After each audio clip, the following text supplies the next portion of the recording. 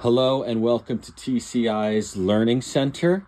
Today we're going to take the Fireye M-Series Burner Control and show you the plug-in programmer cards, amplifier cards, and wiring sub-bass to make the burner control assembly.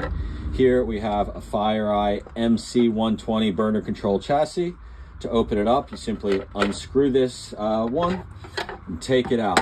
You'll see that there are slots here for the programmer card along the right side. Today we're using an MP560. The most popular model here is probably the MP230. You can call us anytime for information on what you're going to need. That pops right in there. And then you'll see the teeth for the amplifier card. This is the MART1, and that'll go along the left side here.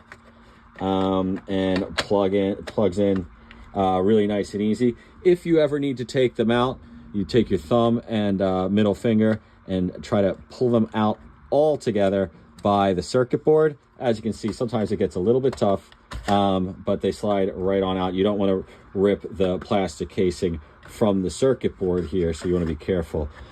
Here we have the closed wiring sub-bass, 61-3060, and with the cover off, you can lay this burner control right over the sub-bass, and with these two screws here, you'll see one here and one there, just quickly plug this or screw this into the wiring base, along with any electrical connections you want. And then we put on the cover, which has the hole for the reset button, and you tighten this screw, and then you'll see the LEDs on the programmer light up and show you the function. Thanks for watching the video, and if you need any help with these control parts, check us out at tcisupply.com.